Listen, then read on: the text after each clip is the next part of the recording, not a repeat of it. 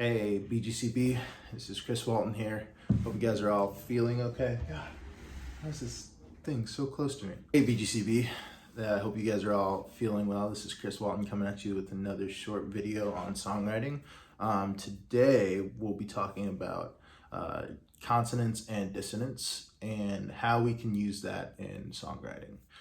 So basically, the whole idea behind consonance and dissonance are notes that have tension and notes that have less tension. So what do I mean by tension? So notes, single notes are usually in a song taken from a scale. And that would be like your do, re, mi, fa, sol, la, ti, do. Certain intervals over certain chords have different levels of tension. So some of the most least tensionful or consonant sounds would be the 1, 3, 5, 7, sometimes a 7.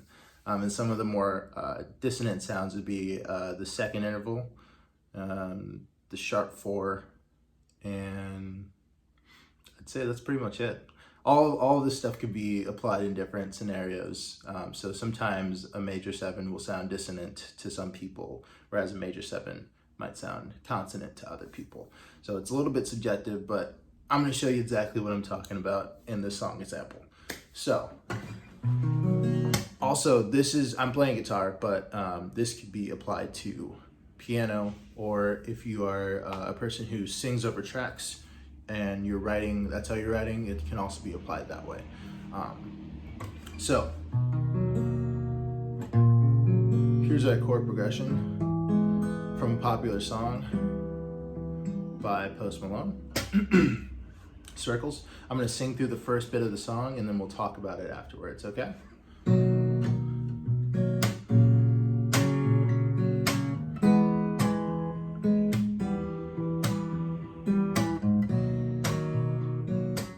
I couldn't turn around till we were upside down.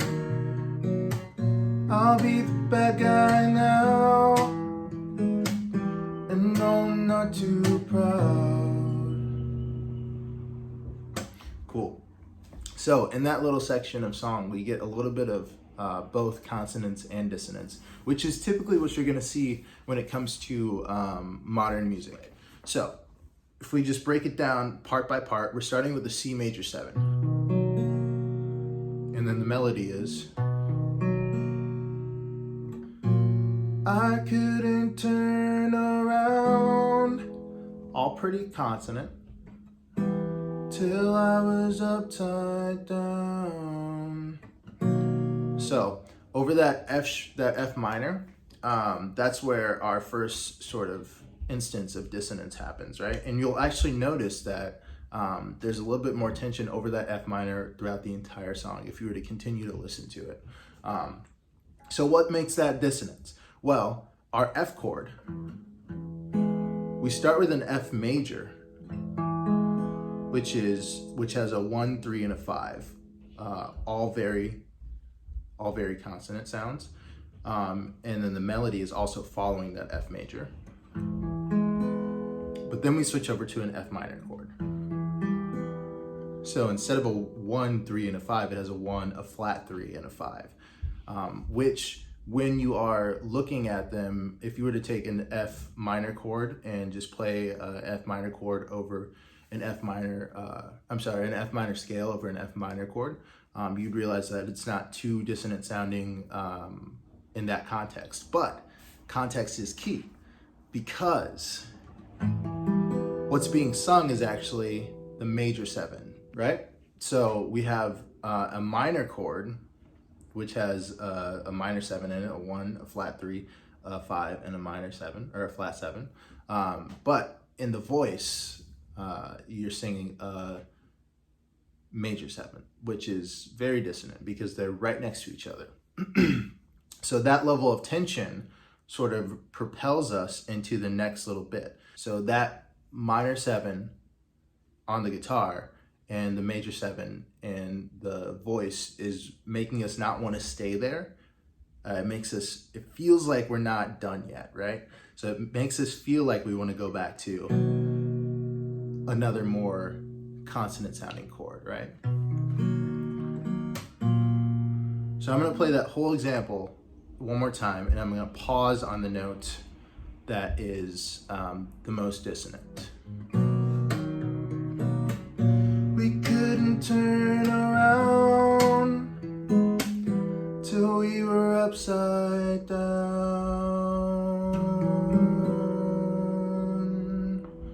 Maybe you felt it really hard during that example. Hopefully that's the takeaway for this, is that you can feel when something isn't necessarily consonant, right? And we can also feel when something is very dissonant. So one of the main reasons why we use consonance and dissonance is to propel us into the next section, right? So in this Post Malone song, he uses it at the end of every phrase. So what that does is it makes us want to go to the start of a new phrase, or back to the C major 7, right? You could use this in your own writing at the end of every phrase like he does, or you could use it at the end of a chorus to bring us back to the verse, or to a bridge, or at the end of a verse to bring us into a chorus. It's really super flexible and extremely useful.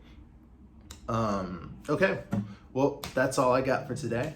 I hope you all are experimenting with your songwriting, and like I said earlier, I used guitar today, but all this stuff could be applied to pretty much any type of instrument. I will see you guys in the next one. Peace.